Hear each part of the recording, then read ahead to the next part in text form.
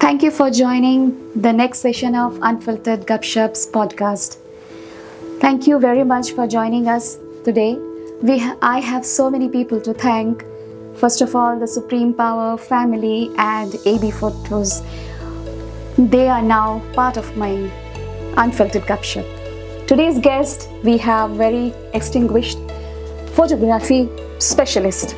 Corey Truesdale is a multi-published photographer with over 12 years of experience capturing life's most eventful moments through his lens as the creative force behind One TrueShot Photography. Corey specializes in event, family and branding photography, blending technically expertise with an artistic vision of each project. Based in North Carolina, he is known for his commitment to the storytelling and authentic representation of making him a trusted choice of clients, seeking not just images but lasting memories that reflects their unique stories. Welcome and thank you for joining the podcast today. Thank you for having me. Thank you for having me. I appreciate that. That was a great introduction. I feel like a superstar a little bit. Yes, we are all superstars in our own lives, definitely. So my first question is, what made you think about doing photography as a profession? It's a great question. It's so many ways and places to start. One of the things I like to tell people is growing up, my mother and my grandparents and a lot of family members, I'll just say that, we had a lot of photo albums in our household. You go to people's houses and you visit them and you see, great aunts and great uncles all on their shelves, on their walls. And you see the reaction on people's faces when you show those photos. I'm pretty sure that you know that, like you just told me recently off camera that you visited back home. So you see photos that you probably ain't seen in a while, and it gives you that warm feeling. So that connection was always there. But fast forward through life, my wife and I, we went on a date when we got married in 2010, and we was on this small little canoe boat, and it was this guy on there at the end of the boat that was holding a DSLR camera. Okay. And I was just looking at him and I was like, wow, the image is gonna probably come out nice. And so we got married October 2010. Black Friday came around in November. I bought my first camera for Black Friday. And I brought it to work and took photos of different employees around the office and started taking those type of photos and sending them to the people, and then they would go crazy over the photos, and then it just started going into like a domino effect. Hey, can you take pictures of my child? Can you take pictures of me and my boyfriend? And then it became engagements, and then weddings, and then it was just a domino effect. And I've just been riding that wave since. I gain satisfaction on people's faces when they see images. Yes. When they get those memories locked in, you really can't go away from it. I also like doing photography. I love to do more still photography, landscapes. What are some unexpected challenges you have encountered in your photography journey? Several challenges. One of the main ones that I felt like was a game changer in a sense is when we moved, my wife and my kids and we all moved from Georgia to North Carolina in 2016, 2017. And we were in the process of selling our home. Okay. And some of the things that had to take place was, getting some extra money. And I remember having to sell a little bit of my photography equipment. I didn't get rid of my cameras, but it was something that was different. And being in the career that I was in, I had to focus more on my manager role outside of photography. And when we moved to North Carolina, I had put my camera down for several years, and that was tough. I was used to being at my 9 to 5. I was used to talking to clients that came in and being able to kind of nudge them and say, hey, I do photography on the side, would you like to have some photos? that was all to the end. And it was a challenge. It was difficult, and I had a heart-to-heart with my wife, later on down the line, and she basically was just like super supportive Yes. of me picking the camera back up. And Yes, that's how awesome. I got back We're into back on track. Yep. Yep. How do you approach capturing authentic emotions in your photos? Like how you tell the clients that give the best emotions? Yeah, that's it can be difficult sometimes because there are a lot of my clients, they're nervous. They're like extremely nervous, and I get that sense. So one of the things that I use humor. I use conversation. I use those tactical approaches, and it allows the client to bring the wall down some. I always feel as though as well, like the conversation prior to the actual photo shoot is one of the most important pieces. You are basically talking to the client, and you're getting an understanding of what they want their photos to look like. And what that does is it allows you as a creator to be able to bring that back up during your session. Hey, you remember we said XYZ, you said you wanted to have it like this, and it gets them comfortable again. Yes. Even though they know how they want their photos to look, but it's lack of confidence. You bring them back in. You gotta wheel them back in, Yes. Especially if they have like family members with them. Yes. A lot of my clients, they'll bring a supporting cast with them if they're doing like a solo or a couple of sessions. They have someone else there, so that other person, I get them involved. So like I said, tell jokes and make them laugh, and then I'm snapping while I'm doing that, so the photos can be more genuine. I also do posing. I can pose my subjects, and that's important as a photographer because some people just don't know their angles. It's different than from a selfie. Yes. So, it's important to be able to say, hey, well, you turn this way. You can change a whole photo just by just changing someone. Yes. In a little bit. So you know the best, like how they will look by different angles. Right. Right. So what role does post-processing play in your work, and how do you maintain a balance between editing and authenticity? Again, it's important prior to the shoot to know exactly what the subject wants. I'm not a heavy editor. I don't like using a bunch of filters because I do want the subject to look normal. We know AI is taking over, so it's great to use AI in certain aspects of photography, but the biggest thing is just making sure you keep the photo natural. So the post work can be fun at times, but it can be difficult because you're culling through photos. You're having to choose the one that you feel like as a photographer looks great. So early on in my journey, that was one of my biggest challenges, was just basically being able to downsize the photos that I take and then being able to deliver the right amount. You can take 200, 300 photos in one session, but the client is really supposed to get like 20 pictures. So now you have to really go through them just to make sure it's the right one. And then when it's time to edit, you have to make sure that you're not losing the subject when you're editing, if that makes sense. And can you tell us about a specific photo that has been memorable story behind, or any kind of story which...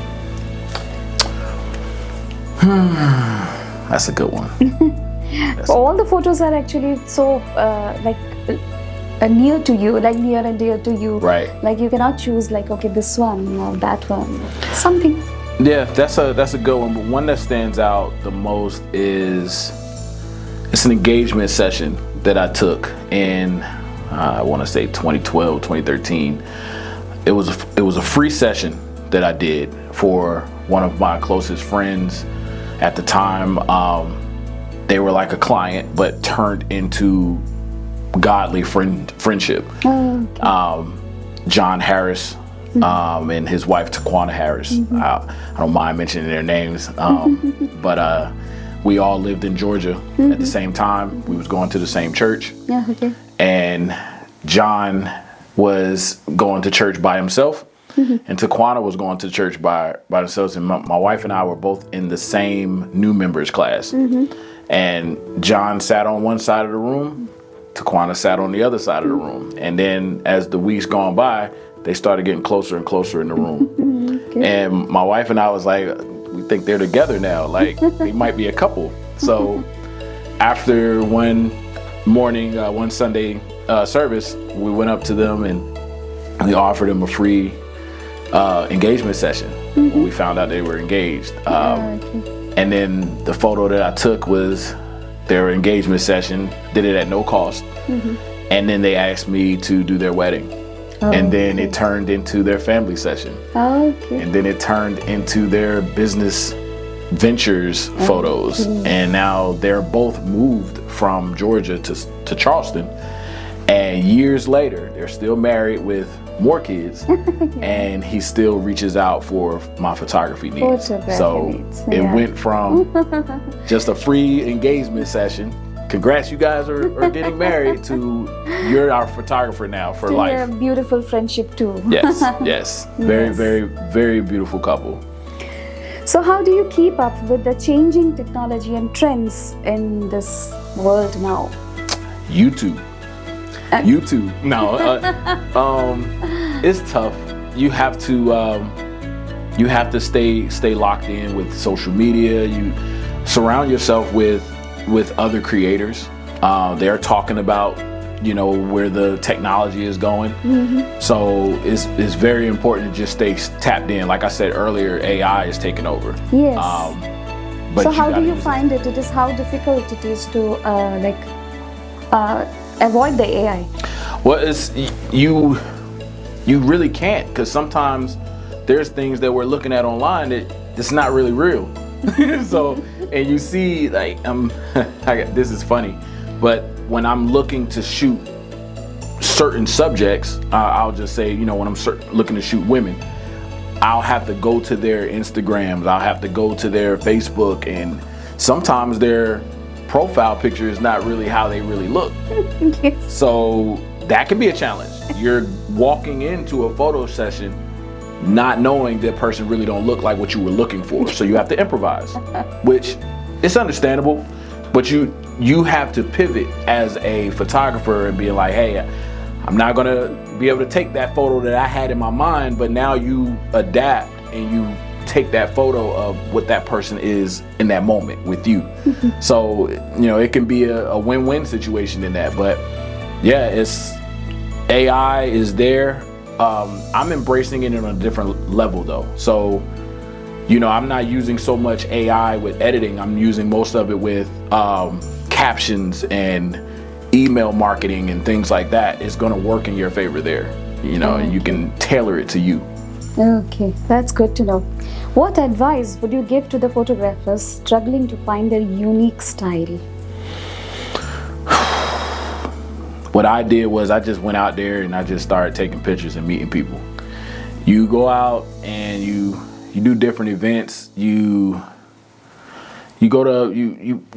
basically put yourself out there. I asked to be second shooter, third shooter to a lot of events growing up in the photography world.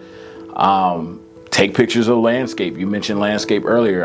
I have pictures of bumblebees in my my gallery like crazy. I literally could be in the middle of a photo shoot.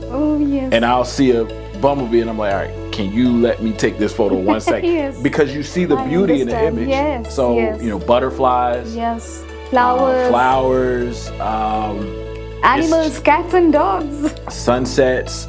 So I still take pictures of those things. When we get the red moon, the full moon and things like that, I still run out and I try to take pictures of that. So if you have a passion and a love for photography, it's going to be really hard. My wife just asked me recently, she's like, if you was to specialize in one particular avenue of photography, what would it be? And it's hard to answer that. It's hard to understand because I love all kind of photography. But do you think that people should have a special kind of style, or they should go for everything open? I think if you're great at it, if you're great at a particular type of photography, why not? But if you're challenging in one of them, or one particular style of photography challenges you, and you're not willing to get better at it, you might want to leave it alone. But I'm the type, I do weddings, I do portraits, I do model sessions. One of my least favorite to do are the studio sessions. I feel limited in the studio, and it's not that, you know, I don't like it. I love natural light. I love being outside. I love the wind blowing. I love to have to, you know, dab a little on my camera to change the exposure. When you're in a studio and you set everything up, the setup is there. Now it's just pointing and shooting. And the creativity in the studio comes with you and the subject, not necessarily, you're not fighting the elements. So I like fighting the elements. So, you know, that's the thing. Like, if I was to have to take something out of my book, it'll probably be studio shoots. So what are some key differences in photographies, people versus landscape or objects? That's a good one.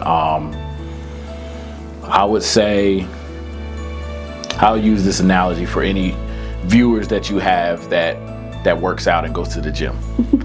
Think of it as you're going to a gym full of people, and you're listening to your music in your headphones. But you know, if you was in your car by yourself, you'll be singing your favorite songs. You'll be singing it to the top of your lungs, and you don't care how you sound. But being in the gym, you got to keep it within, and you just got to go in there and work out and leave. So with shooting people, it's like I'm basically in that gym, and it's quiet, and I got a lot of people, and I have to concentrate, I have to focus, I have to move them around. I have to just kind of get into a different type of bag when it comes to adjusting the subject and making sure that their energy is good, making sure that they're not sad, or they're not down, or they're worried about, you know, how their side looks, or their hips, or all of that can be stressful, because it's up to you as a photographer to dial them back a little bit. Now with landscape, it's just you. It's just you. Everything. It's just you. You can sing to the top of your lungs outside. You can take whatever, and you don't have to worry about moving the landscape. You don't have to worry. You move yourself. Okay, I don't like the way this mountainside is looking at me. I don't like the way the sunset. Let me wait a little bit, let it come down. So that's how I kind of look at it. It's a free fall type of thing when you're looking at the landscape. And so, do you like still photography? I love still photographs. Actually, I bought these. So I'm multi-published, as you mentioned earlier, but these are some of the magazines that I have been published in. So this is my wife. So for my wife's birthday, I had got her published to Pump magazine. So it was a full spread. So she always gets complimented on her looks. She has model experience and acting experience, and as a gift to her, I was able to get her published. That's really awesome. And this is another one. So this is another still shot photo, and this was a recent one. Jada Lene, she traveled all the way to the Raleigh-Cary area, and she got her still shots in, and we was able to kind of get it. So still shots are fun. So I love the still shots, because since becoming a published photographer, I get a lot of publishing agencies reach out and ask what the work is looking like. Do I have any up-to-date work? And I can submit things and now not have to worry about paying for anything. It's like, we want that photo. We want you to have that. So that's the beauty behind that. That's awesome. So how do you stay inspired creatively? Do you have any creativity blocks or something you come through like that? Do you experience all this? Because photography is such a wide subject that we don't get bored. And you taking the words right out of my mouth, it's always something to do. So just recently, within my photography, it's a few things that I started doing drone photography in the last year or so. I never thought in a million years that I'd be doing drone photography. So I work with a lot of construction companies, Yes. real estate agencies, and they hire me because they like the aerial shots. So that is an added piece to my books in a sense. And also I just started a podcast called In True Form. So that is going to be used as a platform to be able to have these type of conversations like how we're having, and have a variety of different types of people.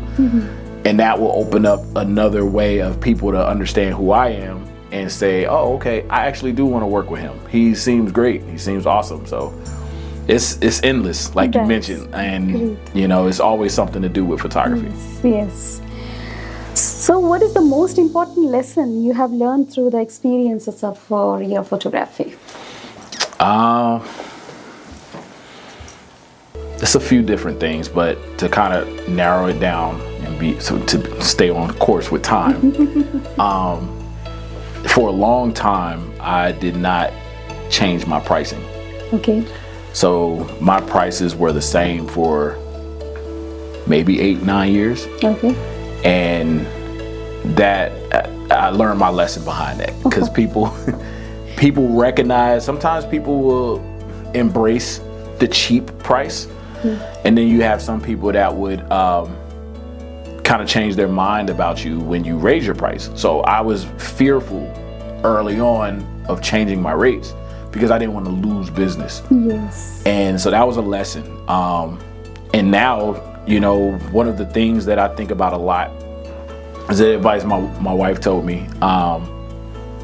She told me, do not let people take advantage of your time at your expense. Yes. I found myself waiting around for people during sessions, no shows, not charging people for consultations, Okay. getting more editing to have to do, even though that wasn't negotiated at first.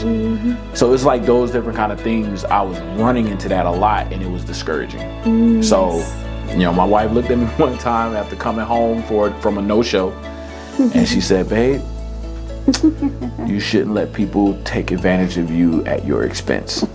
Your time is valuable. Of course. I really think about that a lot now when I'm meeting people. So as we are till the end of this podcast, so do you have any message for the upcoming photographers? Yes. What can I say? Listen to your passion. Trust your instinct, trust your gut. Don't get discouraged. Keep fighting. You know, you're gonna have ups and downs. You're gonna have ebbs and flows in your business. If you're wanting it to be a business, or if you're just wanting it to be a craft, you're gonna have ups and downs. You're gonna have ebbs and flows. You're gonna have situations occur that you may have to put the camera down. You may not be able to do the things you want to do, but just stay true to you. Stay true to your craft and what you would like to do with it. But yeah, it's a lot of advice that I have. Thank you. We heard you and we understood your way of photography. And our audience, if they want to reach out to you, all the links will be given in the description box. So have a look for this podcast, and if you want to reach out to him, there all the links will be there. So thank you very much for agreeing for this podcast. Thank you so much. It was a pleasure having me. Pleasure talking to you, and I appreciate everything. See you all later.